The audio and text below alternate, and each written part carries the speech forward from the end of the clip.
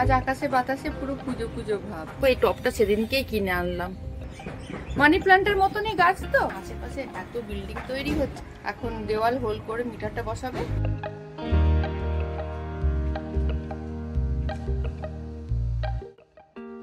দেখো, নীল আকাশের মধ্যে সাদা পেঁজা তুলো ভেসে বেড়াচ্ছে, দারুণ লাগছে। আজ আকাশে বাতাসে পুরো পুজো পুজো ভাব। আর পুজো তো এসেই গেল। হ্যালো, কেমন আছো সবাই? মনীষার নতুন ব্লগে স্বাগত জানাই। আজ আমার রান্না বান্না থেকে ছুটি তো, তাই পুজো পুজো ভাবটা একটু বেশিই লাগছে। কারণ আজ আমাদের এখানে পাইপ লাইনের গ্যাসের কানেকশন দিচ্ছে, সেই জন্য রান্নাঘর থেকে আমার ছুটি। আজ রান্নাঘর ওদের দখলে, এখন ওরা রান্নাঘরে কাজ করছে। সকালবেলা এসে বলে দিয়ে গেল যে আজকে আমার বাড়িতে করবে। আমাদের এখানে কাজ অনেকদিন আগে থেকেই চলছে, কিন্তু আমার বাড়িতে আজকে ওরা কানেকশনটা দেবে বলতে আজকে জাস্ট খালি ওরা দেওয়াল হোল করে মিটারটা বসাবে। এখানে সবার কানেকশন দেওয়া হয়ে গেলে তারপরে গ্যাস অন করবে। আমার এখানে কনস্ট্রাকশনে এত কাজ চলছে না, আশেপাশে এত বিল্ডিং তৈরি হচ্ছে, সারাক্ষণ ঢাই ঢাই আওয়াজ। কি ভিডিও করব বলো, কি কথা বলবো তোমাদের? যাই হোক, এই আওয়াজগুলোকে ইগনোর করো। যেটা বলছিলাম, তো আজকে যেহেতু ওরা রান্নাঘরে কাজ করছে, তাই রান্নাঘরে আমি ঢুকতে পারছি না। আমার ছুটি আজকে রান্নার থেকে, তো মনে হয় আজকে আমাদের লাঞ্চটাও বাইরে থেকেই করতে হবে। দেখা যাক কি হয়। মিটারটা এমন জায়গায় ওরা ফিট করছে না, দেখতে ভালো লাগবে না, মানে রান্নাঘরের শোটা খারাপ হয়ে যাবে। তাই আমি বলেছিলাম তোমরা মিটারটা নিচে ফিট করো, কিন্তু ওরা বললো না, সেফটির কথা চিন্তা করে আমাদের কোম্পানি বলেছে আর একদম সামনে দিতে। ওখানে দিলে পরে দেখতে অতটা ভালো লাগবে না, তো কি আর করা যাবে, ওখানেই ফিট করছে। তো চলো তোমাদেরকে দেখাচ্ছি কোথায় মিটারটা ফিট করছে আর কিরকম করে কাজ হচ্ছে। এত সুন্দর হাওয়া দিচ্ছে না, ব্যালকনি থেকে আর ভেতরে ঢুকতেই ইচ্ছা করছে না। খুব সুন্দর হাওয়া দিচ্ছে। একজন বাইরে ঝুলে এখানে বাইরে থেকে কাজ করছে, আর দুজন ভেতরে কাজ করছে। চলো তোমাদেরকে এক ঝলক দেখিয়ে নিয়ে আসি। এই যে বাইরে থেকে একজন এইভাবে করছে। পাইপলাইন গ্যাসের কানেকশন শুনতে সহজ মনে হলেও কাজটা কিন্তু মোটেও সহজ নয়। যদিও সমস্ত রকমের সেফটি প্রোটেকশন নিয়ে এরা কাজ করছে, তবুও রিস্ক তো থাকেই বলো।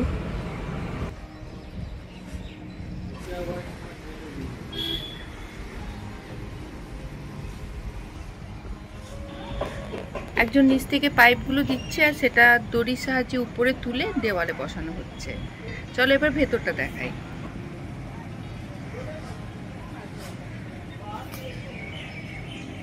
রান্নাঘর পুরো খালি করে দিয়েছি, আর গ্যাসের স্টোভটা ভালো করে ঢেকে দিয়েছি। আর ওই যে হোলটা দেখা যাচ্ছে, ওখানেই মিটারটা ফিট করা হবে। ওদেরকে বললাম এখানে মিটারটা না বসিয়ে নিচে ক্যাবিনেটের ভেতরে বসাতে।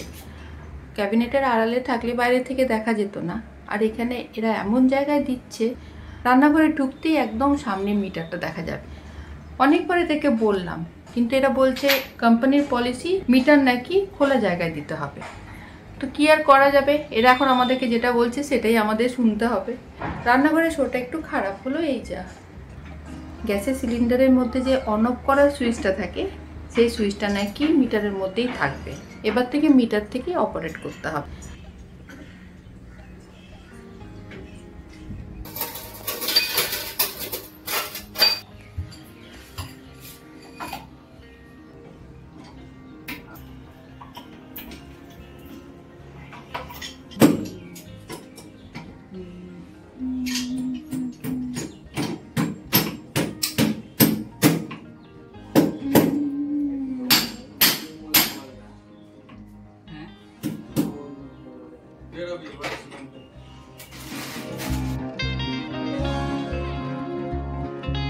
ওরা গেছে লাঞ্চ ব্রেকে, সেই সুযোগে আমরাও যাচ্ছি লাঞ্চ করতে। প্রথমে ভেবেছিলাম বাড়িতেই কিছু আনিয়ে নেব, কিন্তু ধুলো বালিতে ঘরের যা অবস্থা হয়েছে, কোথায় বসে খাবো। তাই ভাবলাম টুক করে বাইরে থেকে লাঞ্চটা করে চলে আসি। আর এই জায়গাটার সাথে আমার যে কত স্মৃতি জড়িয়ে আছে। আমার ছোটবেলা, আমার বড়বেলা সবটাই কেটেছে এখানে। সামনেই আমার কলেজ, উমেন্স কলেজ। এখন অবশ্য নাম হয়েছে উমেন্স ইউনিভার্সিটি। আর এখান থেকে আরেকটু এগোলেই আমার school, Ramakrishna mission Vivekananda school. প্রতি বছর দুর্গাপুজোর সময় তোমাদের তো নিয়ে আসি আমার স্কুলে। এই যে সামনে ব্লু ডায়মন্ড রেস্টুরেন্ট, এখানে আজকে আমরা লাঞ্চ করব। আর এই রেস্টুরেন্টের ঠিক সামনেই রয়েছে আমার স্কুলটা, তাই এখানে এলে সবসময় একটা অন্যরকম ভালো লাগা কাজ করে। তবে তখন অবশ্যই এখানে এত রেস্টুরেন্ট এইসব ছিল না, চলো ভেতরে গিয়ে তাড়াতাড়ি করে লাঞ্চটা করে নিই, ওরা আসার আগে আবার আমাদের বাড়ি ফিরতে হবে। এখন রেস্টুরেন্ট একদম ফাঁকাই ছিল, তাই অর্ডার দেওয়ার কিছুক্ষণের মধ্যেই আমাদের খাবার চলে এলো। আমি নিয়েছি চিকেন হাক্কা নুডলস আর চিলি চিকেন, আর দেবজিৎ নিয়েছে গার্লিক নান, তার সাথে পনির বাটার মশালা, কারণ দেবজিৎ চাইনিজ খেতে একদম পছন্দ করে না, আর আমারও অনেক দিন বাইরে চাইনিজ খাওয়া হয়নি, তাই কদিন ধরেই মনটা খুব চাইনিজ চাইনিজ করছিল। চাইনিজ খেতে আমি বড্ড ভালোবাসি জানো, তাই মাঝে মধ্যেই বাড়িতে চিলি চিকেন, চাউমিন এসব বানাতেই থাকি। কিন্তু যত্ন করে রান্না করে সাজিয়ে গুছিয়ে সবাইকে খেতে দিলেও নিজের বেলায় তো গাফিলতি করি। এরকম সুন্দর করে মুখের সামনে ধরলে খাবারের স্বাদ যেন আরো বেড়ে যায় বলো। তাই রেস্টুরেন্টে এলে আমি এই জিনিসটা খুব এনজয় করি। আর পরিমাণে অনেকটাই খাবার আছে, এতটা তো আমরা খেতে পারবো না, বাদ বাকিটুকু প্যাক করে বাড়ি নিয়ে যাব। এই দিয়ে আজ আমাদের ডিনারও হয়ে যাবে। এখন তো হড়বড়িতে তাড়াহুড়ো করে কোনো রকমে খাওয়া, রাতে বরং বাড়িতে বসে নিশ্চিন্তে খাবো। ভালোই হলো আজ রান্না বান্নার থেকে আমার ছুটি। বাড়ি ফিরে দেখছি পায়রায় দেখো আমার গাছগুলো কিরকম ভেঙে নষ্ট করেছে। এত খারাপ লাগছে না কি বলবো, এখানে পায়রার বড্ড উৎপাত, সব টবগুলো ভেঙে দিয়েছে। দেখো এই টবটা সেদিনকেই কিনে আনলাম, মাঝখানে আগে এই টবটা নিয়ে এসেছি, আর আজকে ভেঙে দিল। আর এই গাছটা এখন আমি কি করি, এত বড় গাছটা, আরে বাবা এটাও ভেঙে দিয়েছে।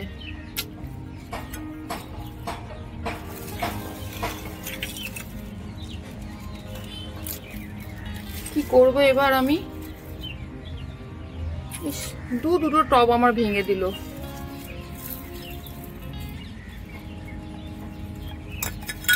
যাই হোক এগুলোকে এখন পরিষ্কার করি, দেখি বেরিয়ে যদি একটা টব আনতে পারি। তো এত বড় গাছটা আমি কোথায় রাখবো বলো। এ দেখো পায়রার পালক,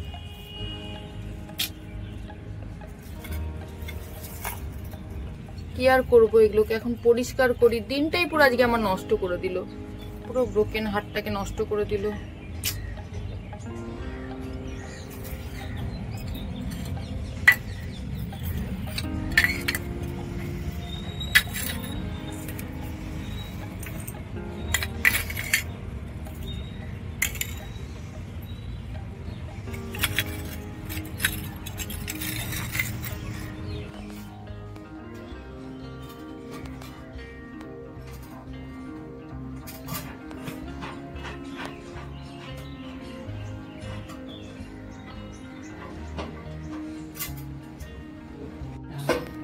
धीरे धीरे कीजिए, टाइल्स टूट जाने से सेम टाइल्स मिलना बहुत मुश्किल है।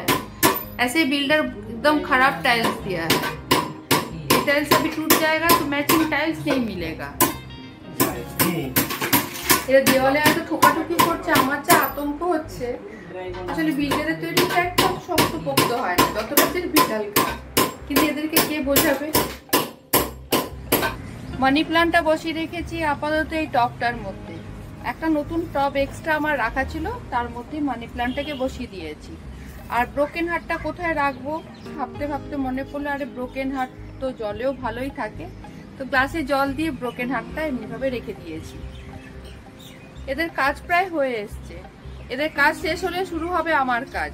রান্নাঘর পুরো পরিষ্কার করতে হবে আমাকে, তাই আজকে আর আমি কিছু করতে পারবো না। দেখি এরপরে এই গাছটারও কিছু একটা ব্যবস্থা করতে হবে। তবে ব্রোকেন হার্ট জলেও ভালোই থাকে, মানি প্ল্যান্টের মতনই গাছ তো, জলে থাকতে অসুবিধা হয় না। हो गया। अच्छा अभी तो मीटर ऑन नहीं करेंगे आप लोग? हाँ वो करेंगे। अच्छा यहाँ पे सबका हो जाएगा तब एक साथ सबका ऑन करेंगे। ठीक है ठीक है, हाँ हाँ चलिए। अच्छा है कि आप लोग मेरा एक भी टाइल्स नहीं तोड़े, हमको तो टाइल्स टूटने का ही ज्यादा डर लग रहा था। इतना अच्छे से काम करने के लिए थैंक यू। চলো এবার লেগে পড়ি এগুলো পরিষ্কার করতে। এখন তো এই মিটারটা বন্ধ আছে, যখন মিটারটা অন করব, এই গ্যাসটা আমরা ইউজ করব, তখন আবার তোমাদের সাথে সেটাও শেয়ার করব। একদিক থেকে জানো তো পাইপলাইন গ্যাসের কানেকশন দিয়ে ভালোই হলো, প্রতিবার আর সিলিন্ডার রিফিল করার ঝামেলা থাকবে না। অনলাইনে বিল আসবে, পেমেন্ট করে দিলেই ঝামেলা শেষ। আর এই ধুলোবালিগুলো পরিষ্কার করতে করতে ভাবছি আজকের ব্লগটা আমি এখানেই শেষ করি। নতুন ব্লগ নিয়ে আবার তোমাদের সাথে খুব তাড়াতাড়ি আমার দেখা হবে। ততক্ষণ তোমরা সবাই খুব ভালো থেকো, আনন্দে থেকো, টাটা।